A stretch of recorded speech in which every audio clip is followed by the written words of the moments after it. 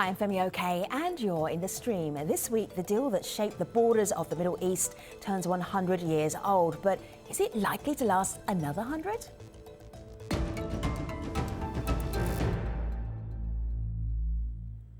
So what we're talking about is the Sykes-Picot agreement. It's lasted 100 years. It's such a big agreement. It has such a big impact that we have two shows to talk about it. Malik Bilal, our digital producer, what are people saying online? Well, there's some debate over who was most affected by this agreement 100 years ago. And the people I think are winning out, at least tweeting to the stream, are the Kurds. Have a look at this tweet we got from Bakhtiar, who says, Sykes-Picot equals 100 years of oppression, discrimination, genocide against the people of Kurdish descent. It's time to end it. And he includes this editorial cartoon here with Sykes and Picot holding a map of the region and a pair of scissors. So we want you to add your voice to this conversation using hashtag AJStream.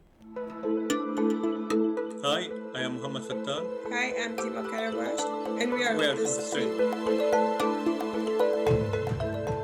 The borders created by colonial powers in the Middle East a century ago are being challenged by several groups in the region. Kurds holding territory in Syria and Iraq are threatening to form independent states, but the governments of Iraq, Syria and Turkey oppose such a move. So how will these tensions unfold? With us to talk about this, we have Nidal Bitari. He's Programme Manager for People Demand Change. That's an NGO providing humanitarian assistance in Syria. Joyce Keram is a Washington Bureau Chief of Al Hayat newspaper. In Dubai, Ali Qaidari is a former US State Department official who was stationed in Iraq. And from Erbil in northern Iraq, we have Abdullah Hawaz. He's a journalist who covers both Iraq and Turkey. Well, let's go straight to Erbil for our first comment, because we got a question from Lewin El-Troshri. He sent us several, and he also sent a video comment on what he thinks is the biggest issue we need to be paying attention to right now. Have a listen to Lewin. 100 years ago today, a secret agreement was formed which led an entire nation, the largest nation, over 40 million people, over 40 million Kurds without a state. It led to their systematic abuse, torture and oppression. 100 years on today, this continues, which is why it is critical that a map is redrawn and the agreement is void. Abdullah, do you see that as being as critical as Lewin does? Yes, I think for most Kurds, if not all Kurds, Sykes-Picot was a curse that divided Kurds who rightfully wanted their own united Kurdistan. And actually, we have been growing up. I personally, lots of my family friends as well, we have been growing up by our families telling us that we are Kurds. We have nothing to do with Iraq, Syria, Iran, or Turkey. We have a country called Kurdistan. We have been unrightfully divided into 4 countries. And most Kurds, since 100 years ago, have been grown this way. So I believe, me and most Kurds would think this way. See, Ali, this systematic abuse, torture and oppression that Lewin was talking about, do you recognize that? Do you see that? Of course. I mean, look at what Saddam Hussein did to the Kurds between 1979 and 2003. Systematic rape, torture, genocide, chemical weapons abuse, Arabization of Kurdish areas. I come from an Arab family from Baghdad, but I have great sympathy for the Kurdish people, many of whom are my friends. I mean, you cannot be a decent human being and not sympathize with 40 million people that have gone through a century of not having representatives in their capitals and of being gassed and having their villages torched and their women raped and their children killed. So I, as an American and a former American official, do not want to impose solutions on the region. Rather, as I've written and commented on publicly, I think what should happen is the international community and global powers should back referenda in these countries. So this panel or the President of the United States, the Premier of Russia, should not determine the future of the Middle East. They should only allow the people of the region to determine their own fate through referenda and let them decide if they are Kurdish first or Iraqi or Iranian or Turkish or Syrian or so on and so forth. Joyce, what do you make of that idea? Well, you know, I think it's up to the people of these states to decide their future. I mean, self-determination is a great thing. I think the history of the Kurds, they've seen a lot of injustice, but so did also the the Palestinians. So did others in the region. My only problem, if we're gonna start to go down the road of partition and declaring states in the region, where do we stop? Will the Alawites in Syria be next? Will the Sunnis in Iraq be next? Will some Shia in the Gulf be next? Will the Christians in Lebanon want their own state? I think these are all valid questions. I think maybe finding a better way to coexist together, to build better systems of governance, pluralism in that region might be the more sustainable way to go in the longer term.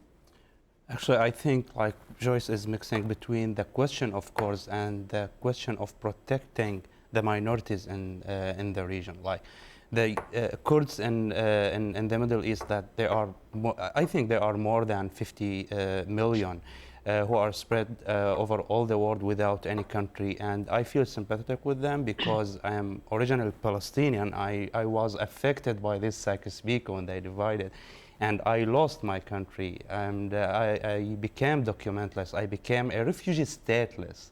Okay, so I can feel like the Kurds, and actually I lived with Kurds in Syria, and I still remember until now the 2004 when they started their first intifada in Syria, and they were like the uprising, yeah, in Syria, and they were like brutally hit by the Syrian regime in either inside Damascus or in northern Syria and Qamishli and Hasaka. And if you know like the borders now between, for example, Syria and Turkey, there is a small village. It's called Nsaybin. Like half of this village are living in Turkey, and half of them are living inside Syria. So, like, really, it's a question. It's a very important question for Kurds now. But where this question will lead us, I think, like the conflict in the area now. I am closing now. Like the most important thing now in the region is just to put a start to stop the bloodshed in Syria and Iraq, and then we can agree whether there will be like an Iraq, a Kurdish state, or like a territory or whatever kind of entity. So Abdullah, Nidal said several important things there, and I don't want us to lose track of all of them, because there was one point I want to pick up on, because our community is mentioning some of the same things. Nidal talked about the effects of being stateless. And so a group called the Kurdish Project tweeted in. They give us some examples of what that feels like. When Kurds in Iran attempted to establish a government in the 1940s, it was quickly and brutally suppressed. Sykes-Picot 100 is the hashtag they're using. Another example, as a result of Sykes-Picot, Kurds in Turkey were denied basic citizenship until the late 1990s. And we already heard of the instances in Iraq from Ali a little bit earlier. So Abdullah, do you think people know this history, those who aren't Kurdish? Is it something that's well known, and what that looked like? I think these days everybody knows. Maybe a couple, 20, 30 years ago, it was difficult because of lack of coverage of the Kurdish problems in the region, especially in Iraq and Syria, with living under dictatorships. But I think now everybody knows the problem of Kurds. And I think just adding one point of Ms. Karam said that we should rather find a framework of coexistence between these states in Iraq and Syria. I personally think this is almost impossible.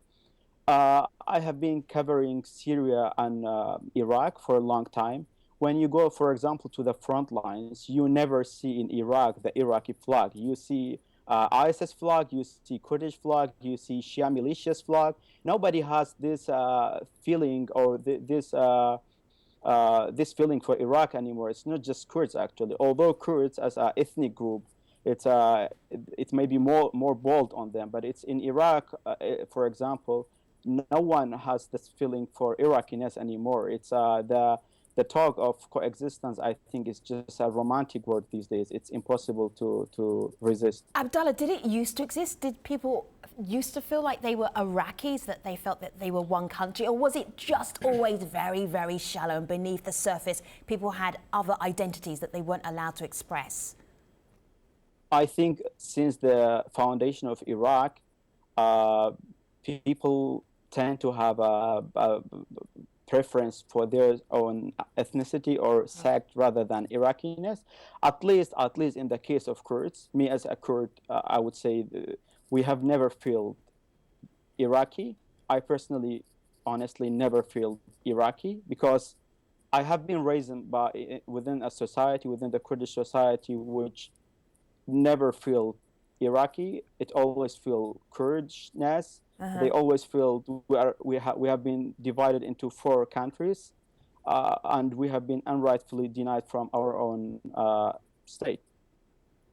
You know, you're not the only one. We got a tweet here from Namo Abdullah. He says 95% of Iraqi Kurds see it as an insult to be called Iraqis. And of course, he's using 95% as his own survey analysis. I can't confirm that. He says they are Kurdish and Kurdistani, nothing else. And he mentions that he agrees with the point that Ali, that you made in part 1 of our show on Sykes-Picot. You care to elaborate on what he means by seeing it as an insult to be called Iraqi? Well, particularly the current generation who, let's say somebody who's 20 years old now, has lived under an autonomous Kurdish rule in Iraq post the 1991 no-fly zone. So particularly the current generation of Kurds that I know, including, by the way, the sons of Iraqi Kurdish Regional President Masoud Barzani and former Iraqi President Jalal Talabani, I know all of their sons. Not a single one of them speaks fluent Arabic. They were raised speaking Kurdish, Persian, English, depending on the individual, and that goes for the entire society. So the concern that I have is over the past century, again, because of the abuses in Iraq's case out of Baghdad, the Kurdish people may have seen some benefits pre-Saddam, but under Saddam, and including under Nouri al-Maliki over the past 8 years, have seen nothing but Baghdad using oil as a weapon against them, gassing them, using jets and helicopters against them. And so I think, you know, I sympathize with them in that they don't feel Iraqi, because what have they gotten out of the Iraqi central government and out of Baghdad other than repression and murder and torture and rape? So that's why I as an American, for example, as a former American policymaker, I don't want to impose solutions artificially from 10,000 miles away. What I would rather do... But Ali, do you not think that's a little bit late to say that you're not going to impose solutions now, and yet the situation that Iraqis are in is to do with American foreign policy and imposing solutions some years ago, right? And well, even before the Iraq war, I mean, who armed Saddam? Who supported Saddam Hussein in going to war with Iran? I'm sorry, it was the United States. So just, you know, absolving the US of any responsibility now and having the US cheer on, yes, we want the Kurds to get independence, that's not their position, it just does not get the full picture. And I think we are confusing here regimes, atrocities, grievances and injustices that happened to the Kurds, not recognizing their heritage. They weren't able to use their language or play their songs during Saddam years. This is wrong. And between, you know, how do we aspire to build our nation states? My ancestors came from Syria. I'm Lebanese. Do I want to redo this whole thing? We had 15 years of war in Lebanon. Did we erase the state of Lebanon? No. Did we strive for a better governance structure? That's what we're doing now. So I think they are two separate questions. Guess, let me show you something here on my laptop. It's from the Washington Post. It's an op-ed piece that came out in early May. Kurdistan deserves an amicable divorce from Baghdad. Now, the reason we're doing this program is because of colonial borders that were created 100 years ago. But how do you go about creating a new state? Nidal, how would you do it now? I don't know if the solution would be like with creating a new state. We cannot now in the current situation, we cannot imagine how would the situation will be in the future. Now we are in a very huge, complicated conflict. Let me back a little bit. Not only Iraqi and Kurds in Iraq were like feeling this injustice. Actually, Kurds in Syria, they were not allowed to be Kurds. They were documentless. More than 70% of them were without documents. They were not allowed to have to teach their own language and they and have their own. I mean, Kurds have this complicated and unjust situation just because these dictatorships we have in the region, and this is. But the solution is very difficult to have. Maybe there will be like a territory for Kurds, but what kind and what is the shape? Abdullah's a Kurd. Like, if I said how do you create this state? Abdullah, I bet you've already decided how you would do it. See, there is one thing. First of all, 100 years ago, we had this agreement which ignored local identities and political preferences, I would say. It was a mistake. I think, well, it's 100 years now, but it's still there's. It's better to fix it than continuing with this mistake. So for Kurds, I think, right now in Iraq, we already know we have like an idea what a Kurdish state would be. We are almost an independent state. Correct, we are still part of Iraq. We are a federal region, but we are gradually stepping to our independence. I would say in the coming years, you would see a Kurdish state in northern Iraq. And I would personally say it's not difficult.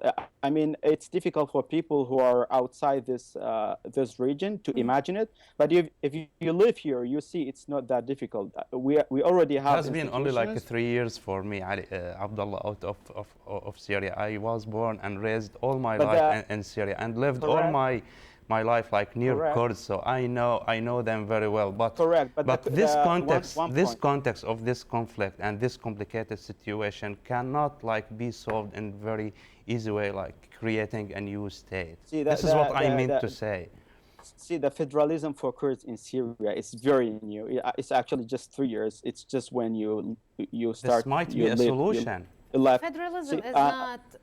I mean, I think federalism, systems of governance, that's not declaring independent states. And yes, that's probably the way forward for Iraq and Syria. But I think when we want to throw slogans that, oh, this state is going to be coming in 2 years, that's pretty simplistic. Yeah.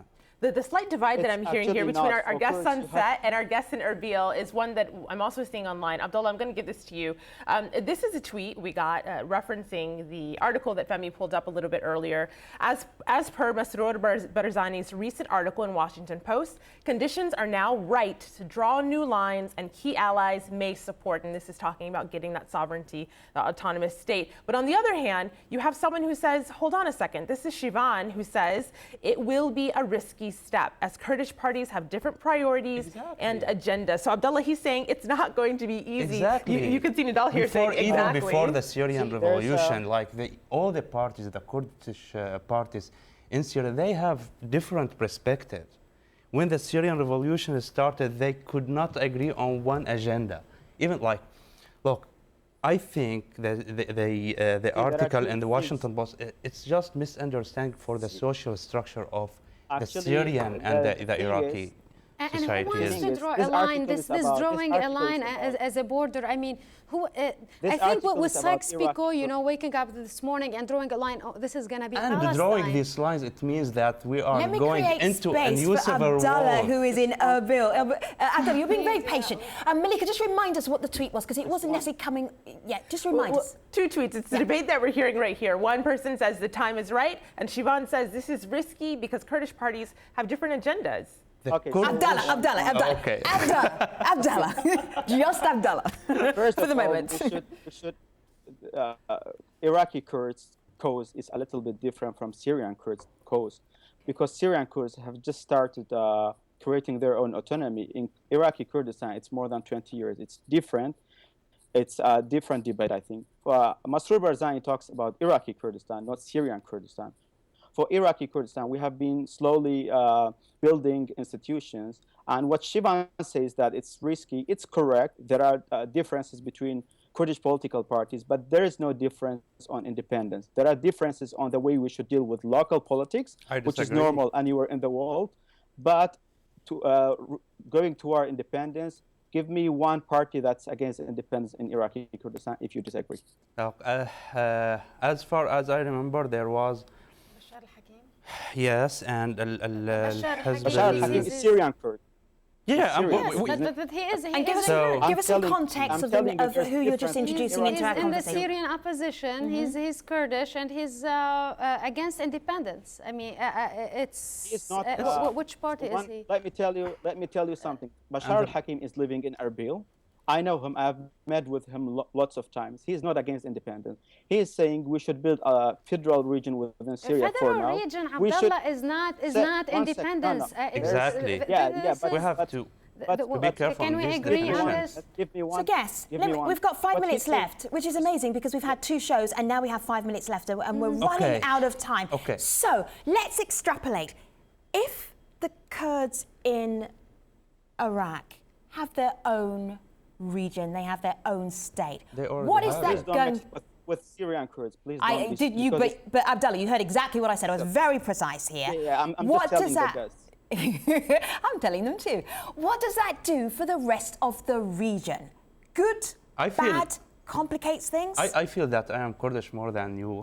Ooh. because you are splitting between the Syrian Kurds and the Iraqi Turks. Abdullah, like they are one case in different situations.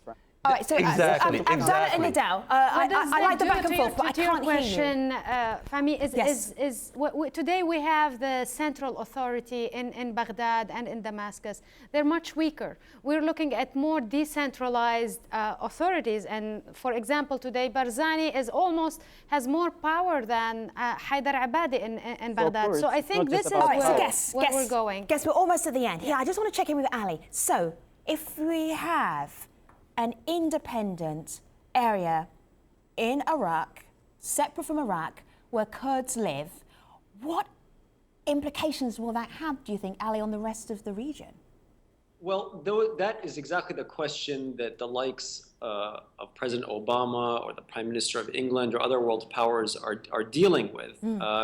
The reality on the ground in Iraqi Kurdistan is that it is an independent country in everything but name only. It has its own president, it has its own prime minister, its own cabinet, its own security service, its own intelligence service. And I'll tell you, the Iraqi central government cannot exercise sovereign authority over any part of Iraqi Kurdistan. It is the Kurdish regional government that exercises sovereign authority in terms of moving individuals around or even allowing people to enter.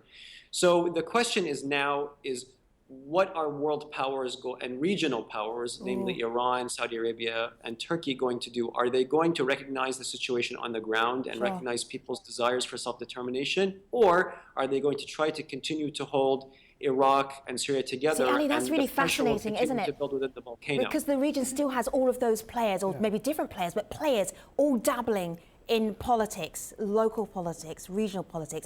Malika, where do you want to take us? Well, we only have about a minute left, Abdullah, but picking up on the point that Ali just made, Dilgesh on Twitter said the same thing. Turkey and Iran are the biggest opponents to Kurdish statehood. How do you think, how do you see leaders getting over that hurdle? I think Turkey especially gradually is getting in line with Kurdish state. Because of the economy, because of the Kurdish oil, because of the strong relation they have with Barzani, the Kurdish president. I think when we go toward independence, when we announce that things are going to be easier with both Iran and Turkey, because they will realize it will happen anyways. Either they like it or not, it's a Kurdish aspiration. It's not only about having power within states. It's Kurds who think it's their right to have their own state, and I think they will obtain it. Abdallah and Ali and Nidal and Joyce, thank you so much for being in our part 2 of our conversation about what happened. I know you have a lot to say. I don't have a lot of time. We'd need a week for a show with all of your thoughts and insights, but we appreciate the time that we've had these last 2 shows. Malika, where do you want to leave us? Bringing us full circle on Twitter, Bine says, truly rejecting Sykes-Picot begins with acknowledging Kurdish nation and land. I have a solution, Nidal, for your eloquence. #AJStream. Let's take this conversation online. Thanks for watching, everybody.